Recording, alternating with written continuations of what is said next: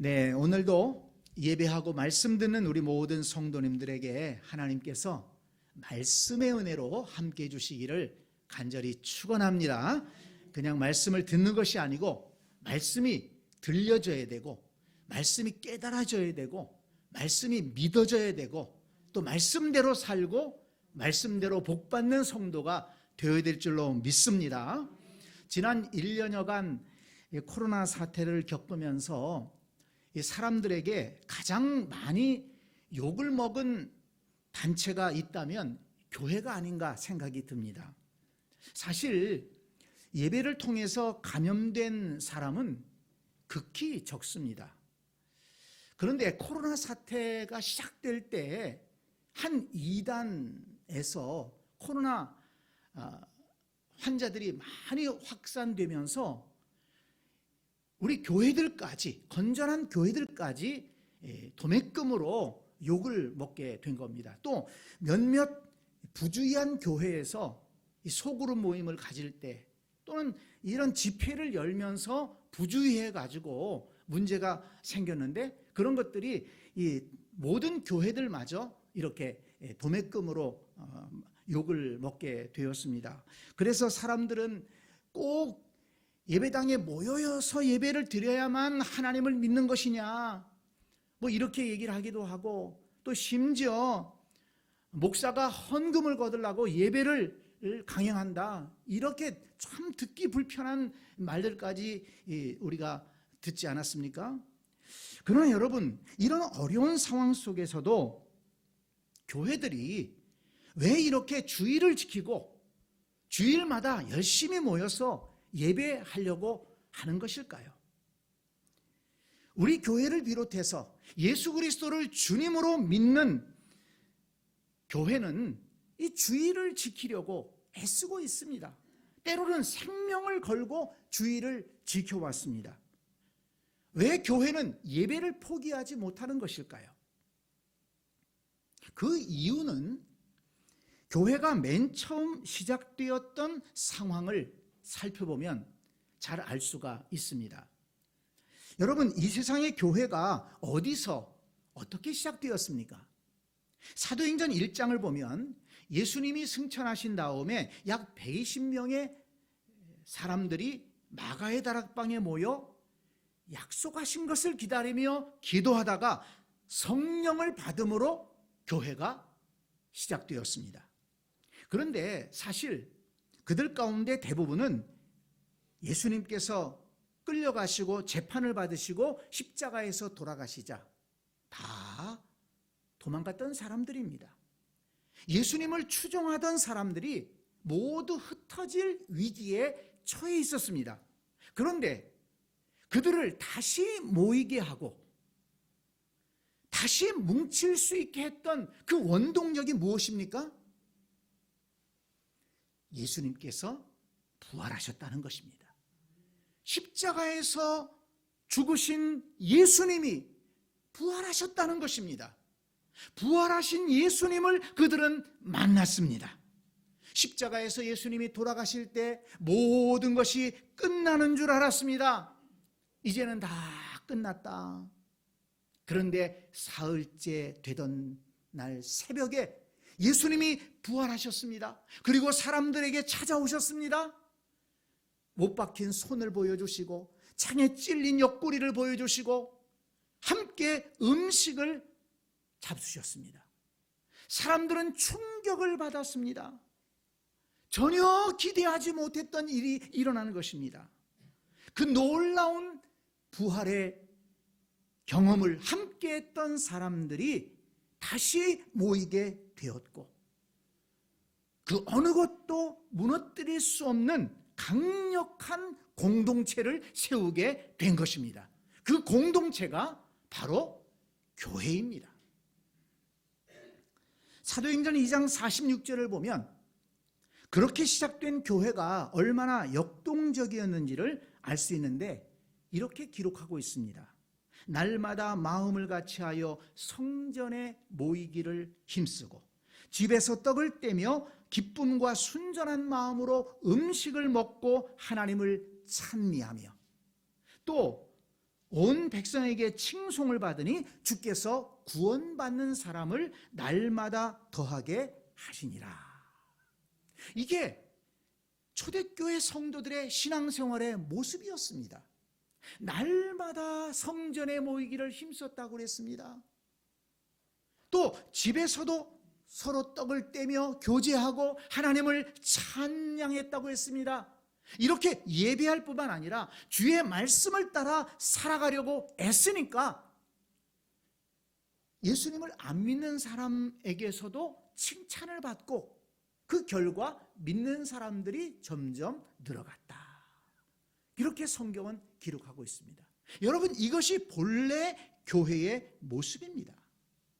그런데 여러분, 이렇게 역동적이고 아름다운 교회가 어떻게 해서 시작되었습니까?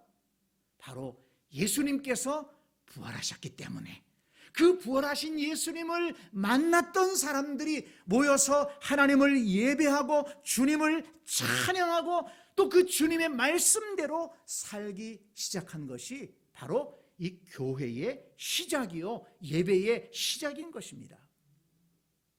고린도전서 15장 5절로 9절을 보면 부활하신 예수님을 만났던 사람들의 그 리스트가 나오고 있는데요. 베드로를 비롯한 12제자, 그들은 부활하신 예수님을 만났습니다. 그들뿐만 아니라 500여 형제가 부활하신 예수님을 만났다. 그리고 야고보, 그리고 이 고린도 전서를 기록한 바울도 부활하신 주님을 만났다는 것입니다. 여러분, 이것이 무엇을 말해주는가 하면 예수님의 부활은 객관적인 사실이라는 것입니다. 그저 몇몇 사람이 한 구석에서 보고 전한 소식이 아니라는 것입니다. 많은 사람이 여러 곳에서 부활하신 예수님을 만났습니다. 그리고 예수님 승천하실 때 그 부활하신 예수님을 보기 위해서 사람들이 모였습니다. 사람들이 보는 가운데에서 예수님은 하늘로 올라가셨다. 이렇게 성경은 기록하고 있습니다. 그리고 이 바울이 고린도서를 기록하던 당시에 그 부활하신 예수님을 만났던 사람들이 살아 있었다는 것입니다. 그리고 사실 이 바울, 오늘 부활의 소식을 전하고 있는 이 바울은 어떤 사람이었습니까? 예수님을 믿지 않았던 사람입니다. 믿지 않을 뿐만 아니라 예수 믿는 사람들은 사기꾼이다. 무슨 예수가 부활을 하느냐? 그래서 예수 믿는 사람들을 잡아다가 가두고 죽이려고 했던 사람입니다. 그런데 그가 어떻게 오히려 예수님을 믿고 예수님을 전하는 사람이 되었습니까? 그도 역시 다메섹 도상에서 부활하신 예수님을 만났기 때문에 그는 핍박자에서 전도자로 변하게 된 것입니다. 예수님의 제자들도 얼마나 겁쟁이였습니까? 얼마나 이기적인 사람들이었습니까? 그런데 그들이 순교자로 변화되었습니다. 무엇이 그들을 변화시켰습니까? 예수님이 부활하셨습니다. 부활하신 예수님을 만났다는 것입니다. 그것이 그들의 생각과 그들의 인생을 완전히 바꾸어 놓은 것입니다. 예수님을 믿고 따르던 사람들, 그들을 세상이 감당치 못하던 사람으로 변화시켰습니다. 무엇이 그들을 그렇게 변화시켰습니까? 예수님이 부활하셨습니다. 부활하신 예수님을 그들은 만났습니다. 그렇기 때문에 세상의 그 어떤 것도 그들을 변화시킬 수 없고 유혹할 수 없고 오직 예수님만이 그들의 주님이시고 예수님을 예배하는 것이 그들의 사명이 되었다는 것입니다. 그래서 초대교회 성도들은 어떤 어려움이 있더라도 예배를 지키려고 했던 것입니다. 그 주님을 예배하고 함께 모여서 말씀을 나누고 교제하는 것을 포기하지 않았던 것입니다. 예수님의 부활을 믿었기 때문에, 예수님이 부활하신 것을 직접 보았기 때문에 그들은 그 부활의 날을 기념하기 위해서 주일을 지키고 주일에 모여서 예배하기를 힘썼던 것입니다. 여러분, 오늘 우리가 이 어려운 상황 속에서도 왜 이렇게 주의를 지키려고 애쓰는가? 사실 믿지 않은 사람들은 그 이유를 잘 이해하지를 못합니다. 왜 저 사람들은 저렇게 모이려고 하는가? 잘 이해할 수 없는 거예요. 그렇지만 우리에게는 분명한 이유가 있는 것입니다. 왜 그렇습니까? 예수님이 부활하셨습니다. 부활하신 예수님이 우리의 주님이십니다. 그 예수님이 우리의 구세주가 되십니다. 그 예수님은 우리의 예배를 받으실 하나님이십니다. 그렇기 때문에 우리는 주일을 지키고 주일마다 예배하기를 힘쓰고 정말 어려운 일이 있더라도 예배를 포기할 수가 없는 것입니다. 성도 여러분, 코로나로 인해서 어려운 일들이 많습니다. 불편함이 많습니다. 그렇지만 우리가 주일을 지키고 주일 예배에 열심을 내야 될 것입니다. 왜냐하면 그것이 부활하신 예수님을 믿는 성도들이 가져야 될 올바른 믿음의 태도이기 때문입니다. 그런데 오늘 우리가 읽은 이 본문 말씀을 보면 이 부활을 믿는 성도들은 어떻게 살아가야 되느냐, 어떻게 믿음 생활을 해야 되느냐 하는 것을 우리에게 잘 가르쳐주고 있습니다. 세 가지가 나오고 있는데요. 첫째는 예수님의 부활을 믿는다면 감사하며 살아야 된다. 감사하며 신앙생활을 해야 된다. 이것을 말씀하고 있습니다. 57절 말씀을 보시기 바랍니다. 우리 주 예수 그리스도로 말미암아 우리에게 이김을 주시는 하나님께 감사하노니 그랬습니다. 우리에게 이김을 주시는 하나님께 감사한다고 했습니다. 무엇을 이기게 했습니까? 바로 죽음입니다. 예수님께서 죽음을 이기시고 부활하셨고 부활하신 예수님을 믿는 자 또한 죽음을 이길 수 있고 부활하게 되어서 영생의 축복을 누리게 된다는 말씀입니다. 여러분, 인생에 있어서 가장 어려운 문제가 무엇입니까? 가장 큰 문제가 무엇입니까? 가장 두렵게 하는 것이 무엇입니까?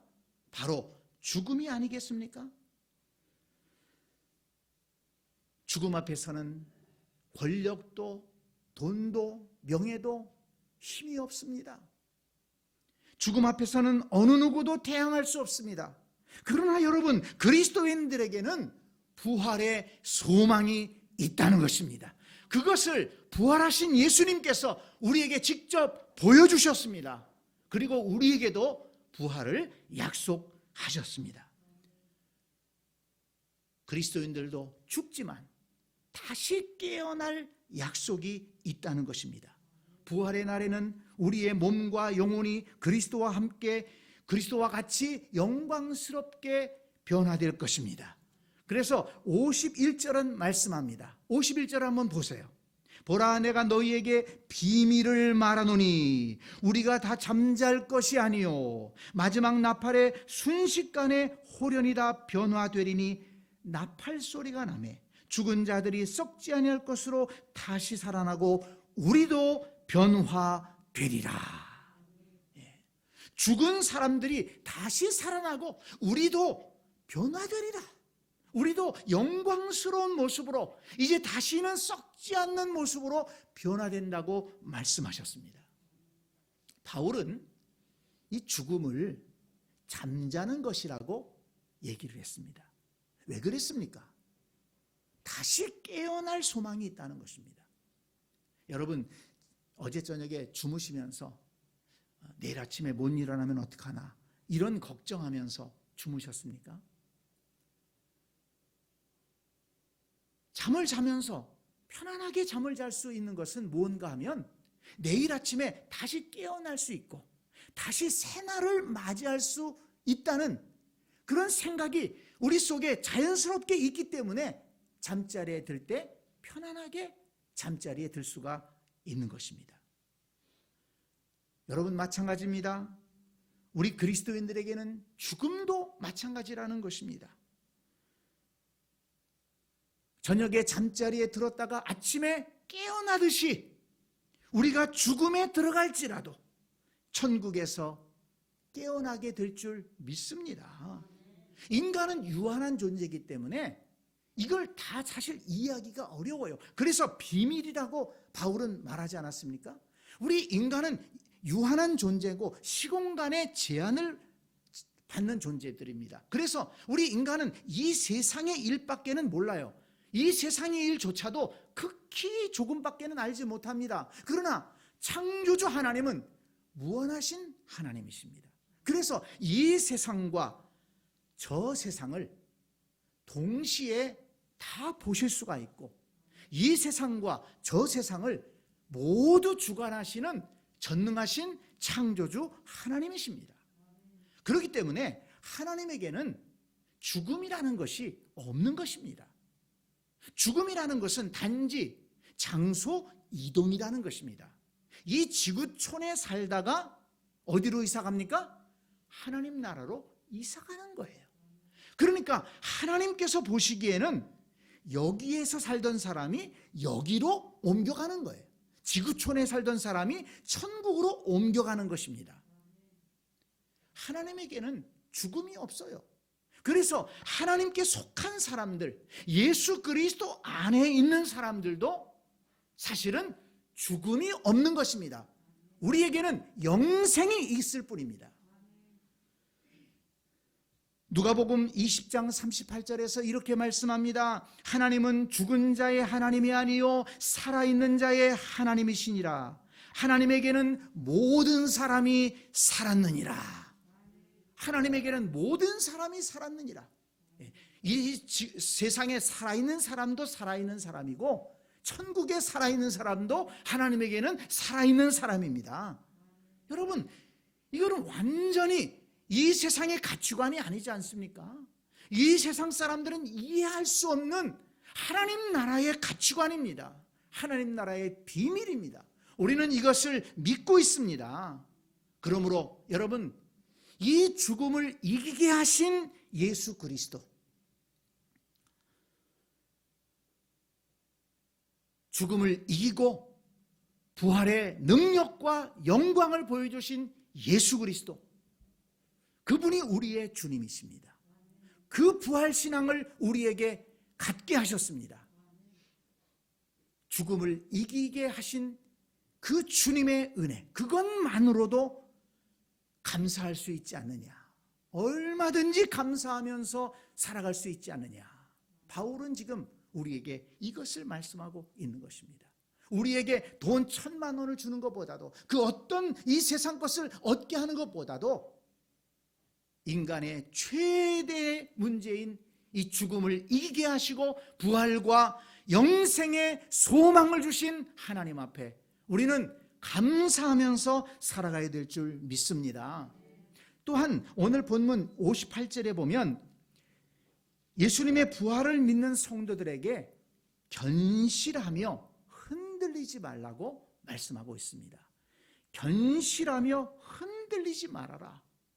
왜 이렇게 당부했습니까?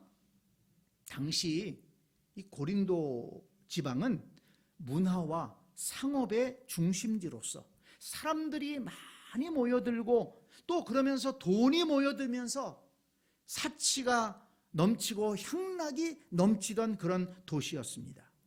그래서 고린도인이라고 하면 그 사람들 방탕한 사람들이야, 그렇게 사람들이 생각할 정도였다는 것입니다. 그런 도시에 살면서 복음을 듣고 예수님을 믿었습니다. 교회에 모여서 신앙생활합니다. 그러다 보니까 여전히 세상에 유혹이 있는 것입니다.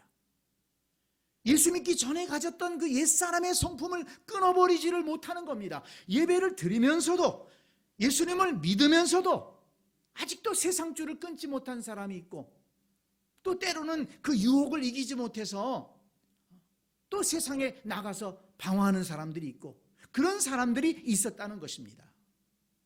그리고 또 그 당시에는 황제 숭배가 있었어요. 황제를 신으로 섬기는 겁니다. 그런데 그리스도인들은 황제를 신으로는 섬길 수가 없어요. 왕으로는 인정을 하고 왕으로는 섬기지만 신으로는 섬길 수가 없어요. 그러다 보니까 핍박을 받았습니다. 핍박을 받다 보니까 괴로운 것입니다. 그래서 믿음이 흔들릴 수가 있었던 것입니다. 세상에 유혹이 있고 세상에 핍박이 있는 그런 성도들에게 바울은 지금 말씀하고 있는 것입니다. 견실하고 흔들리지 말아라.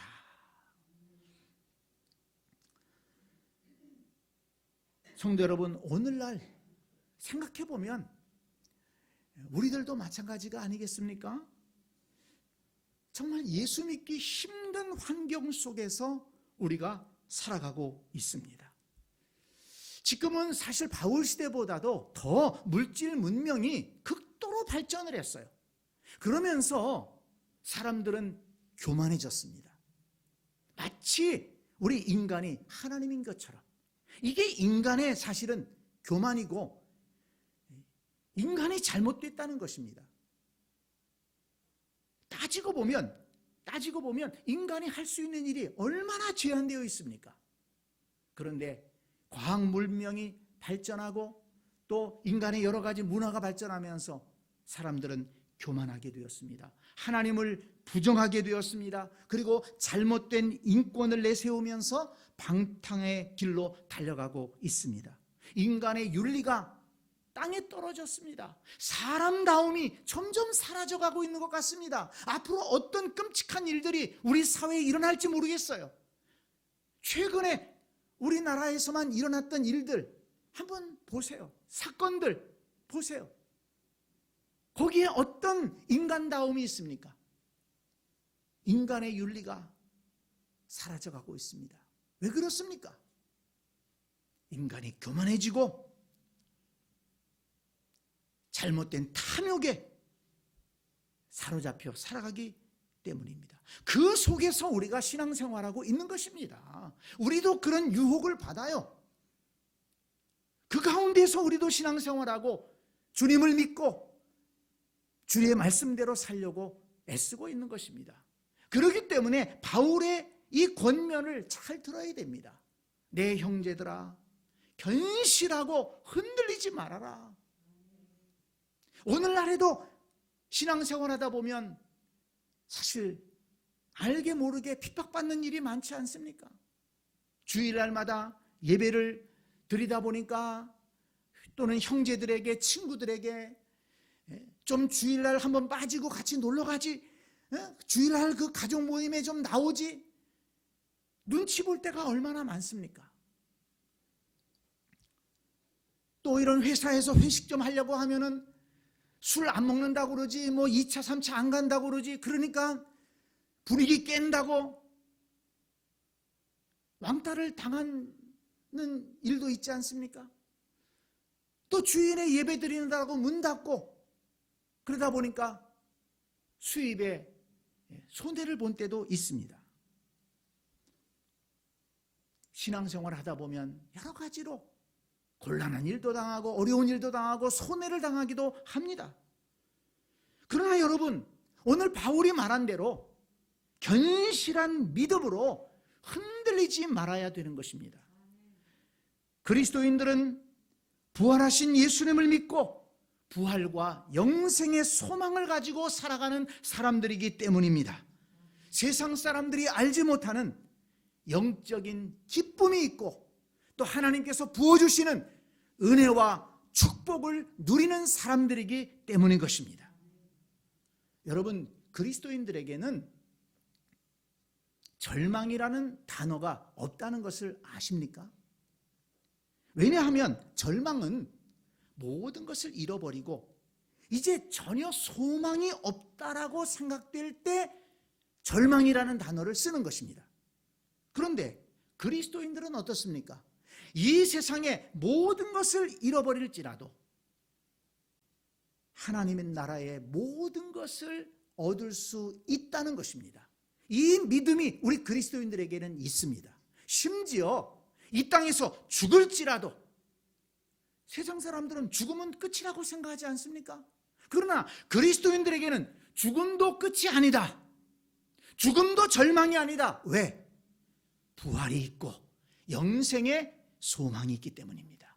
이것을 예수님께서, 부활하신 예수님께서 우리에게 보여주셨다는 것입니다. 그래서 바울은 고린도후서 6장 10절에서 이렇게 말씀합니다. 근심하는 자 같으나 항상 기뻐하고, 가난한 자 같으나 많은 사람을 부요하게 하고, 아무것도 없는 자 같으나 모든 것을 가진 자로다. 아멘. 그러므로 부활하신 예수님을 믿는 저와 여러분들은 믿음의 견실한 자가 되어서 그 어떤 세상의 유혹과 또 세상의 믿음을 지키다가 어려움을 당할지라도 흔들리지 않는 그런 복된 성도의 삶을 살아가야 될 줄로 믿습니다. 마지막으로 바울은 부활하신 예수님을 믿는 자들에게 한 가지를 또 당부합니다. 항상 주의 일에 더욱 힘쓰는 자들이 되라. 이렇게 말씀합니다. 58절을 다시 한번 보세요. 내 사랑하는 형제들아, 견실하며 흔들리지 말고 항상 주의 일에 더욱 힘쓰는 자들이 되라. 이는 너희 수고가 주 안에서 헛되지 않은 줄을 알미라. 아멘. 이는 너희 수고가 주 안에서 헛되지 않은 줄을 알미라. 바울은 지금 부활의 소망을 가진 사람들에게 이 세상이 전부인 것처럼 살아가는 사람들과 같이 살지 말고, 이 세상이 전부인 것처럼 생각하는 사람들처럼 이 세상 중심으로 살지 말고 하나님 나라를 믿고 부활과 영생의 소망을 가진 사람으로서 살아가라고 말씀하고 있는 것입니다. 중요한 것은 무엇인가 하면 이 세상에서나 또는 천국에 가서나 우리가 하나님을 기쁘시게 하는 삶을 살아야 한다는 것입니다. 그것이 바로 주의 일을 하라. 이것을 말씀하고 있는 것입니다. 그러면 항상 더욱 힘써야 할 주의 일이 무엇일까요? 요한복음 6장 20절에서 예수님은 이렇게 말씀하셨습니다. 하나님께서 보내신 이를 믿는 것이 하나님의 일이니라. 무엇이 하나님의 일이라고요? 하나님께서 보내신 이를 믿는 것이 하나님의 일이다. 예수 그리스도를 믿는 것이, 예수 그리스도를 잘 믿는 것이 바로 하나님의 일이라는 것입니다.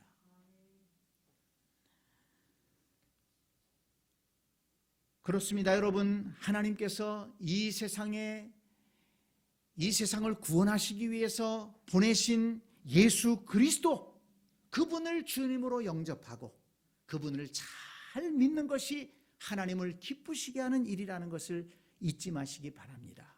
그런데 여러분, 예수님을 잘 믿을 때 어떤 역사가 나타납니까?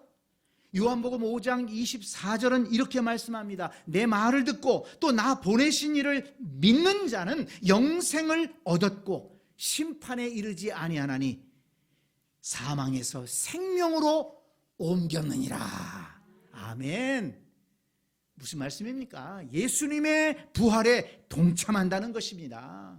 예수님께서 부활하시고 하늘로 승천하신 것처럼, 그래서 하나님 우편에 앉아 계신 것처럼 예수님을 믿는 자들도 영생을 얻고 심판을 받지 않고 사망에서 생명으로 옮겨서 하나님 나라에서 영생의 축복을 누린다는 것을 믿으시기를 바랍니다. 오늘 예배하는 우리 모든 성도들은 이 은혜에 동참할 수 있게 되기를 간절히 축원합니다. 또 하나, 예수님은 이 마태복음 16장 18절에서 내가 이 반석 위에 내 교회를 세우리니 이렇게 말씀을 하셨습니다. 예수님께서 교회를 세우겠다 말씀하셨습니다. 이 말씀대로 예수님이 부활하시고 승천하신 다음에 교회가 세워졌습니다. 교회를 통해 예배를 받으시고 또 교회를 통해서 복음을 전하게 하시려고 교회를 세우신 것입니다. 그래서 부활하신 예수님을 믿는 사람들은 이 주님의 몸된 교회를 세우기 위해서 힘쓰고 애쓰는 삶을 살아왔습니다. 바울은 이렇게 고백했습니다. 골로새서 1장 24절을 보면 나는 이제 너희를 위하여 받는 괴로움을 기뻐하고 그리스도의 남은 고난을 그의 몸된 교회를 위하여 내 육체에 채우노라. 무슨 말입니까? 주님의 몸된 교회를 세우기 위해서 수고하고 애쓰는 것을 기쁨으로 감당하겠다는 것입니다. 주님의 몸된 교회를 세우기 위해서 때로는 괴로운 일을 당하고 때로는 핍박을 당할지라도 물러서지 않겠다는 것입니다. 내 육체에 채우겠다. 주님의 몸된 교회를 세우기 위해서 내 몸을 다해서 내 육체의 힘을 다해서 수고하겠다고 바울은 고백하고 있는 것입니다. 그렇습니다, 여러분. 우리가 항상 더욱 힘써야 될 주의 일은 주님을 잘 믿는 것과 아울러서 주님의 몸된 교회를 세우기 위해 수고하는 것이라는 사실을 기억하시기 바랍니다. 성도 여러분, 그냥 교회 다니는 사람이 되지 말고 예수님을 잘 믿는 사람이 되시기를 바랍니다. 여러분, 그냥 교회 다니는 사람이 되지 말고 예수님과 함께 교회를 세워가는 성도들이 될 수 있기를 간절히 축복합니다. 이 코로나 사태가 길어지면서 사실 우리 교회도 예배를 제대로 다 드리지 못하고 또 교회의 여러 가지 일들도 다 중단된 상태가 아닙니까? 그러다 보니까 많은 성도님들이 걱정을 하세요. 목사님, 교회는 좀 어떻습니까? 이 걱정하는 말들을 많이 하십니다. 많이 어려우시죠? 언제나 교회가 좀 다 자유롭게 모여서 예배 드릴 수 있을까요? 걱정을 하십니다. 또 어떤 분들은 목사님, 교회 재정이 모자르진 않습니까? 걱정하시는 분들 계시고, 또 어떤 분들은 목사님, 교회에 할 일 있으면 저한테 말씀해 주세요. 제가 시간 내서 하겠습니다. 그렇게 또 말씀도 해주시고, 어떤 분들은 목사님, 교회 가고 싶은데 가도 괜찮지요?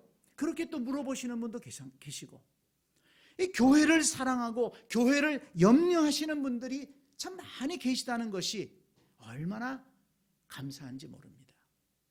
제가 다 알지는 못하지만 이 코로나 사태로 인해서 교회가 어려워질까 봐, 세상이 어려운데 교회도 어려워질까 봐 마음을 모으시는 분들이 계신 것 같아요. 이전보다 더 열심히 기도하시는 분도 계시고, 이전보다 더 열심히 헌금하시는 분도 계시고, 이전보다 더 주의 일에 교회의 일을 돌보려고 하시는 분들도 계시고, 항상 주의 일에 더욱 힘쓰는 자들이 되라. 이 말씀을 따라서 주님의 몸된 교회를 세우기 위해서 애쓰시는 분들이 우리 교회에도 많이 계십니다. 성도 여러분, 바울 사도는 예수 그리스도의 부활을 믿는 성도들에게, 부활의 소망을 가진 성도들에게 당부합니다. 항상 주의 일에 더욱 힘쓰는 자들이 되라. 이는 너희 수고가 주 안에서 헛되지 않은 줄 알미라. 여러분, 주님의 몸된 교회를 위해서 수고하는 모든 것은 결코 헛되지 않다는 것을 믿으시기를 바랍니다. 말씀을 정리합니다. 어려운 시절이지만 우리가 열심히 모이기를 힘써야 하는 것은, 주의를 지켜야 되는 것은 부활하신 예수님을 우리가 믿기 때문입니다. 예수님이 부활하신 것처럼 우리에게도 부활과 영생의 소망이 있기 때문입니다. 바울은 부활신앙을 가진 성도들에게 당부했습니다. 감사하는 자가 되라. 견실하고 흔들리지 말아라. 항상 주의 일에 더욱 힘쓰는 자들이 되어라. 저와 여러분이 예수님께서 죽음을 이기고 부활하신 것을 믿는다면, 또 우리도 예수님처럼 죽음을 이기고 부활할 것을 믿는다면, 바울이 당부한 것처럼 우리를 이기게 하시는 하나님 앞에 늘 감사하고, 또 견실한 믿음으로 주의 일에 더욱 힘쓰는 자로 살아가야 되겠습니다. 그 수고는 주 안에서 결코 헛되지 않을 것입니다. 이 믿음으로 승리하는 여러분들이 되시기를 간절히 축원합니다. 아멘.